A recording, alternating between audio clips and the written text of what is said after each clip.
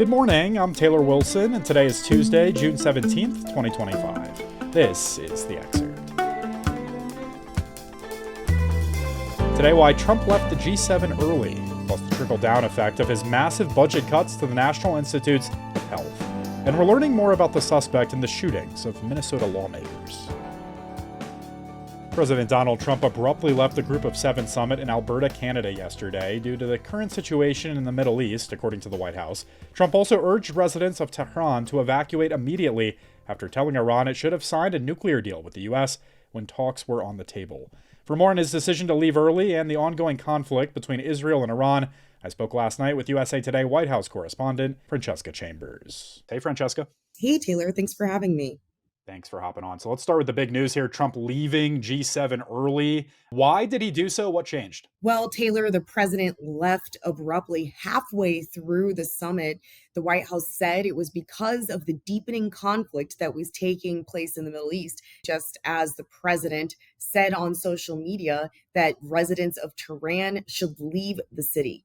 So obviously, these G7 meetings were already being held as Israel and Iran continued to exchange strikes in recent days. How did really just this broad conflict change the dynamic in Canada this week? So, Taylor, the president's tariffs had been expected to be front and center at the gathering. It's an economic summit, after all.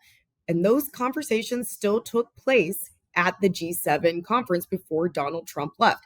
But Israel and Iran and the fighting between the two, that overshadowed the rest of the summit. President Trump had conversations about the issue with nearly every world leader that he met with on Monday before he left. Francesca, Trump's decision to abruptly leave like this and return to Washington, how is this landing with other leaders at G7? Well, the president said as he was on his way out that they didn't mind because they understood the situation that he was dealing with. And asked about it specifically, Canadian Prime Minister Mark Carney just sidestepped the question a little bit and said what a good summit it had been and how grateful they were that Donald Trump came. You and I had spoken earlier in the day about this planned meeting between Trump and Ukrainian President Volodymyr Zelensky. That was set for today, Tuesday. Presumably that won't be the case now, Francesca. What's next in terms of the expectation for that meeting between Zelensky and Trump? Right. And it's not the only meeting that President Trump had to cancel. The White House had previously said he would be meeting with Mexico's president, Claudia Sheinbaum, while he was at the G7 as well. Notably, the president is expected to head to the NATO summit next week in the Netherlands. So this won't be the last time that he gathers with these world leaders and talks about the Russia-Ukraine war. All right, Francesca Chambers covers the White House for USA Today. Thanks, Francesca. Thanks so much. The Group of Seven nations expressed support for Israel in a statement last night and labeled its rival Iran as a source of instability in the Middle East, with the G7 leaders urging broader de-escalation of hostilities in the region. Meanwhile, Democratic Senator Tim Kaine introduced legislation yesterday to prevent President Trump from using military force against Iran without Congress's authorization. During Trump's first term in 2020, Kaine introduced a similar resolution to rein in Trump's ability to wage war against Iran. That measure passed both the Senate and House with some Republican support, but did not get enough votes to win over the president's veto. While some Republicans, including Senator Rand Paul, have said the U.S. should avoid war, most of Trump's fellow Republicans who control Congress have shown little desire for opposing him and are likely to support Trump if he decides to get more involved in the conflict. Independent Senator Bernie Sanders also introduced legislation yesterday to prohibit the use of federal funds for any use of military force in or against Iran, absent specific congressional authorization. The man accused of shooting two Minnesota lawmakers went to the homes of two other state officials the morning he launched a targeted political assassination, a federal prosecutor said yesterday. 57-year-old Vance Bolter appeared in a federal court and said he cannot afford a lawyer. A judge ordered public defense for him and granted the prosecutor's request that he be detained in federal custody pending a trial. A combined detention and preliminary hearing has also been set for June 27th. A federal affidavit released yesterday says he was impersonating a police officer and embarked on a planned campaign of stalking and violence. He faces 6 federal charges, including multiple counts of murder and stalking, opening the possibility of the death penalty if convicted. His arrest came after State Representative Melissa Hortman and her husband Mark were shot and killed, and State Senator John Hoffman and his wife Yvette were shot multiple times and wounded outside Minneapolis.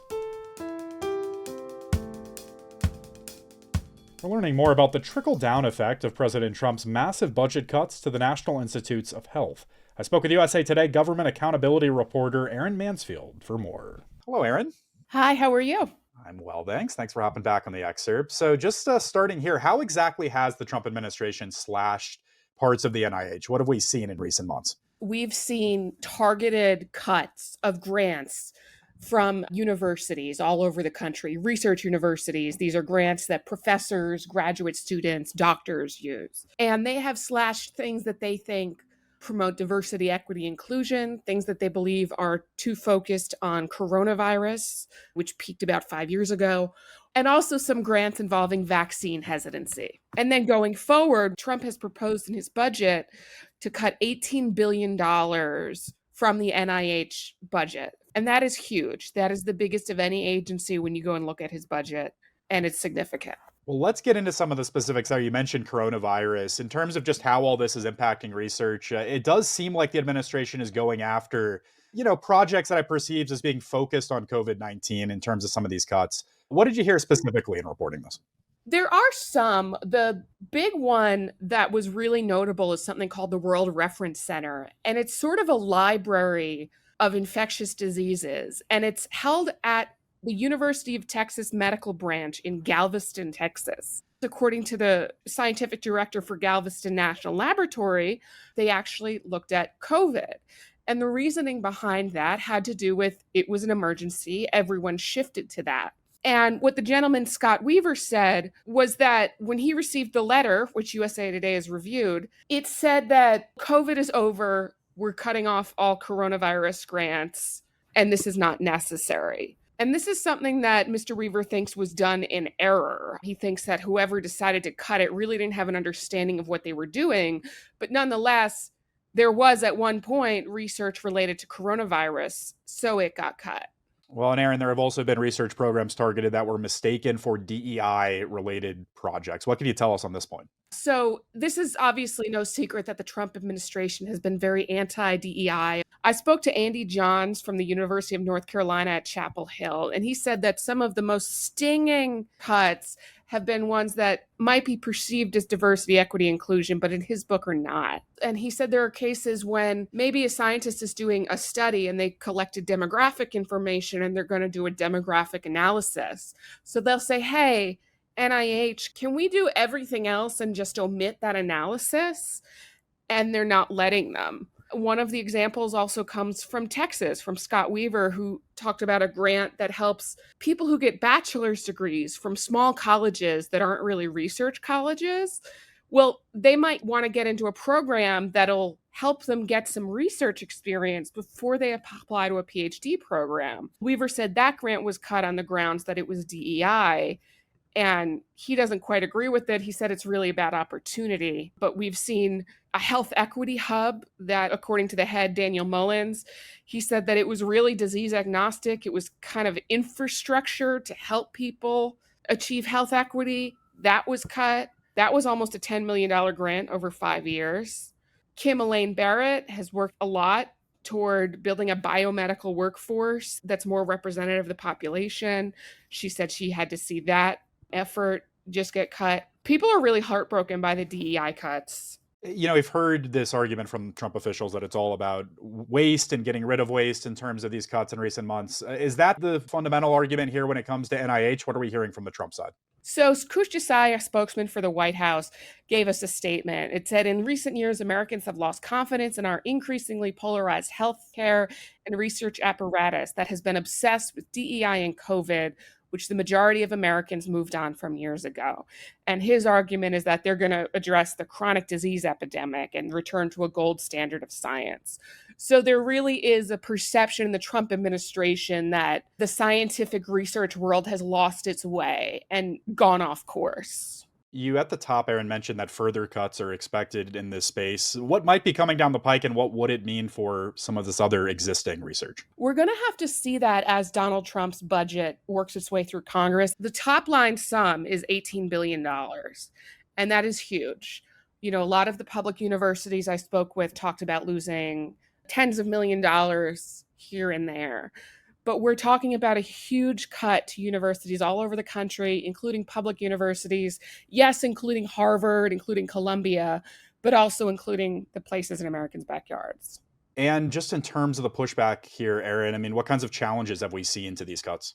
Yeah, so there was actually a federal judge on Monday who said that the termination of these NIH grants was void and illegal, and he accused the Trump administration of discriminating against minorities and LGBT people. That's according to Reuters. So these challenges to existing cuts are definitely not going away. All right, Erin Mansfield is a government accountability reporter with USA Today. Thanks, Erin.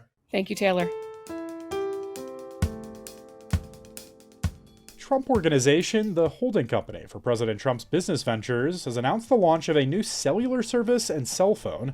It'll be dubbed Trump Mobile, and its first phone, the T1, will use an Android operating system.